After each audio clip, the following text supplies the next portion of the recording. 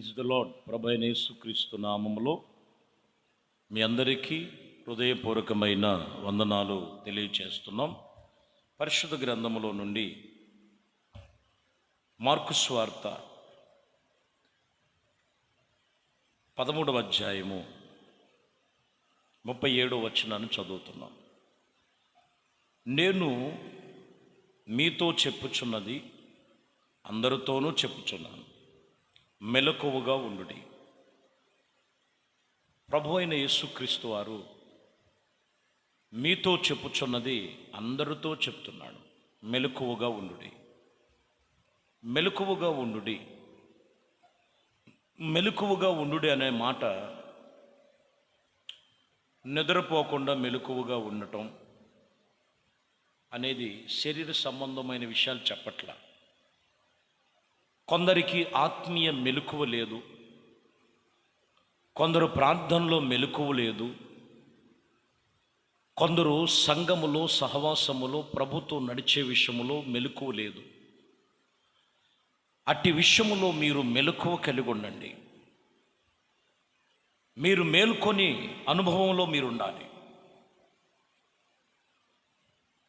సంఘము వధువు సంఘముగా ఉన్నది, వరుడు ప్రభు అయిన యేసుక్రీస్తుకు సాదృశ్యముగా ఉన్నది. ఆయన త్వరగా వచ్చుచున్నానని చెప్తున్నాడు. ప్రభువుని ఎదుర్కొనటానికి నీకిచ్చిన ఉపదేశములో ఆత్మీయతలోనూ ఎవరు మేల్కొని ఉంటారో వారు ఆయన్ని కనుగొంటారు, ఆయన వారిని కనుగొంటాడు, ఆయనతో నిత్యత్వంలోని ఉంటారు. ఈ వాక్యములో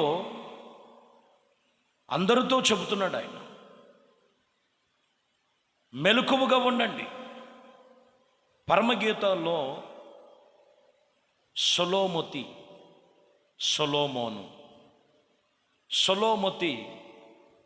సంగమునకు సాదృశ్యం, సొలోమోను యేసుక్రీస్తు వారికి సాదృశ్యం. గమనించినట్లయితే 5వ అధ్యాయము 2వ వచనములో, నేను నిద్రిస్తున్నాను కానీ నా మనస్సు మేలుకొని ఉన్నది. సహోదరి, నా ప్రియురాల, నా పావురమా, నిష్కలంకురాలా అని వర్ణిస్తూ ఇక్కడ చూడండి, నిద్రపోతూ ఉన్నది. ఆయన వస్తానన్నారు, మేలుకోవలసినటువంటి విషయములో ఆయన వస్తానని రానే వచ్చారు. తలుపు నొద్ద వచ్చి కేకలు వేస్తూ, రాత్రివేళ చినుకులకు నా తల తడిచిపోతున్నది, తలుపు తీయమని చెప్తూ ఉండగానే ఆయన వచ్చిన సంగతి గ్రహింపు లేక ఆయన వచ్చి వెళ్ళిపోయిన తర్వాత తిరిగి మరలా తలుపు తీసి అక్కడున్న కావలి వారిని అడుగుతుంది, నా ప్రాణప్రియుణ్ణి మీరు కనుగొన్నారా? సంత వీధుల్లోకి వెళ్ళింది. ఈరోజు దేవుని వాక్యం ఇక్కడ చెప్తున్న మాట, సంఘములో ఉన్న ప్రతి ఒక్కరూ మేలుకొనాలి, మెలకువగా ఉండుడి, మెలకువగా ఉండుడి. ఆత్మ సంబంధమైన మెలకువ కలిగి మీరు ఉండాలి. ఎఫెసీ పత్రిక 5:14 వచనాలు చదువుతున్నాం. అందుచేత నిద్రించుచున్న నీవు మేల్కొని మృతులలో నుండి లెమ్ము, క్రీస్తు నీ మీద ప్రకాశించును అని చెప్పుచున్నాడు.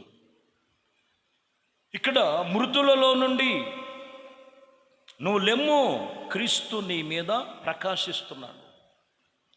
కొన్ని మృతమైనది ఏంటంటే, లోకములో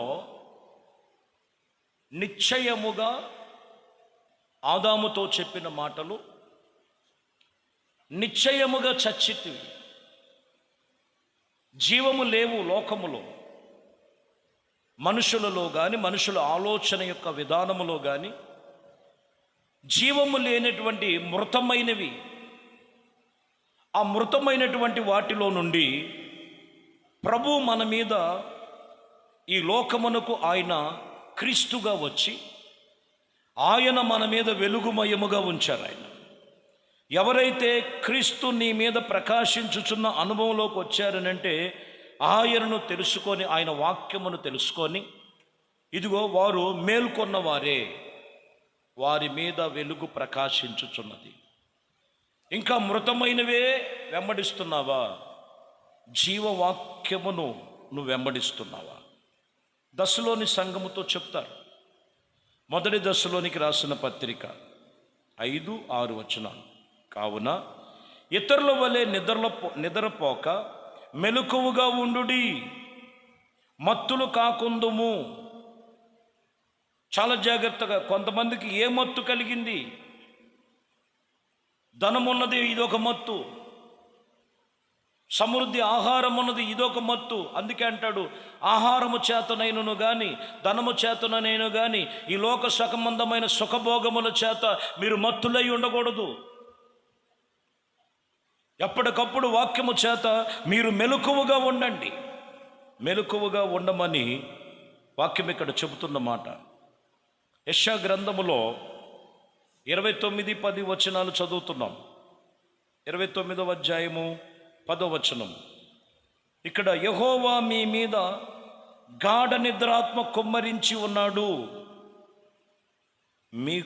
మీకు నేత్రములు గల ఉన్న ప్రవర్తలుగా ఇదిగో చెడగొట్టి ఉన్నారు. మీకు శిరస్థానముగా ఉండేటువంటిది ఇదిగో ఈ విషయములో దీర్ఘశాంతముగా ఉండవలసినటువంటి మనస్సుకు ముసుగు వేసినట్లుగా ఉన్నట్లుగా. కొందరికి ఏ నిద్రాత్మ అంట? గాఢ నిద్రాత్మ. వాళ్ళ మనసుకు ముసుగు వేయబడినట్లు చెడుతనము చెడుతనము చెడుతనము లోకములో ఉన్న వాటిని అనుసరిస్తూ లేఖనాలు సెలవిస్తున్నటువంటి విషయాన్ని జాగ్రత్త కాపాడుకోవాలి. గాఢ నిద్రాత్మ, సోమరితనం. అర్థమైందండి? రాను రాను రాను రాను రాను రాను ఆత్మీయతలు ఎదగలేనటువంటి పరిస్థితి ఏంటంటే, దానికి మరొకమైనటువంటి పరిస్థితులు ఏంటంటే సోమరితనం. ఉదయం లేచి ప్రభు సన్నిధిలో ప్రార్థన చేసుకోలేనటువంటి మత్తు కలిగిన ఆత్మ. ఎప్పటికప్పుడు ఏం జరుగుతుందో ఆత్మీయతలో మెలకువ లేనటువంటి అనుభవాలు. అందుకనే ఈరోజు ప్రభు చెప్తున్న మాట మీతో చెప్పుచున్నాను, అందరితో చెబుతున్నాను, మెలకువగా ఉండుడి, మెలకువగా ఉండుడి. 2వ దినవృత్తాంతముల గ్రంథం 11వ అధ్యాయము 23వ వచనం.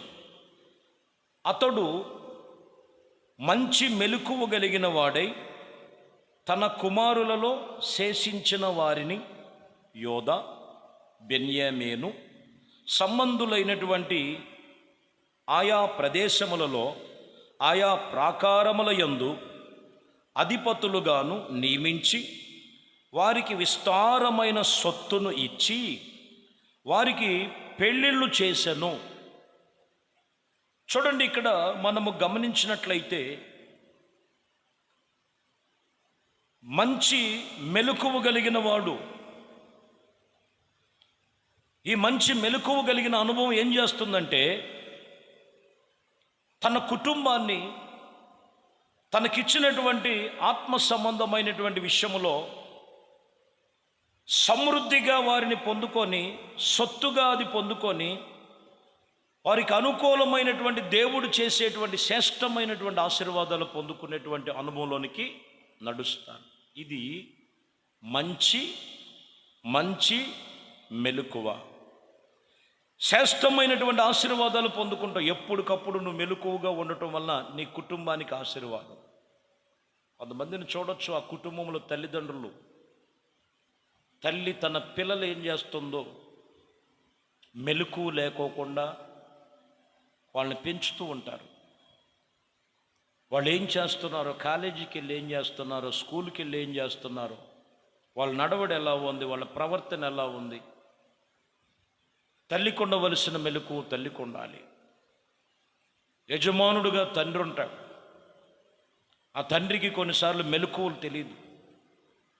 మెలకువ లేనట్లుగా జీవిస్తాడు. వెళ్తాం, పని చేయటం, రావటం, ఇవ్వటం, ఇతనుకు ఉండే వ్యసనాలు ఇతనిలో ఉండటం, ఇతను బలహీనతల్లో ఇతను ఉండటం, కుటుంబం ఏమైపోతుందో పట్టించుకోకుండా, పిల్లలు ఏ మార్గంలో నడుస్తున్నారో పట్టించుకోకుండా, భార్య ఎలాగా ఏ రీతిగా నడుచుకుంటుందో పట్టించుకోకుండా, మెలకువ లేకపోవటం వలన కొన్ని కుటుంబాలు శాపానికి గల కారణం. కుటుంబానికి ఒక మంచి మెలకువ ఈ ప్రభు సన్నిధిలో ఈ వాక్యం మనకి మేల్కొలుపుతున్నాడు. ఆయన వాక్యము విని నువ్వు ఒక మంచి మెలకువ కలిగి ఆత్మ సంబంధమైన మెలకువతో ఉన్నట్లయితే నీ కుటుంబము నీకిచ్చిన ఆశీర్వాదము సొత్తు పొందుకుంటావు. నీ పిల్లలు నీ భోజనపు బల్ల చుట్టూ ఒలీవల మొక్కల వలె ఉంటారు. నువ్వు చేసించినటువంటి ఆశీర్వాదపు ఫలములో నువ్వు పొందుకుంటావు. కారణం నువ్వు మెలకువగా ఉండటమే.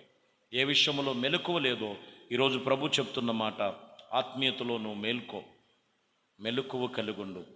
లెగు, నీ మీద ఆయన వెలుగు ప్రకాశిస్తున్నది. ఆ వాక్యమును బట్టి నీవు నీ నడతను, నీకున్న సమస్తమును కూడా మార్చుకో. దేవుడు అన్ని విషయంలో నీకు ఆశీర్వాదం సమృద్ధి కలుగు చేయునుగాక. ప్రార్థన. పరిశుద్ధుడా, ప్రేమ కలిగిన తండ్రి, దయగలిగిన మా ప్రభువా, మీ శ్రేష్టమైన పరిశుద్ధ నామమును బట్టి స్తోత్రములు.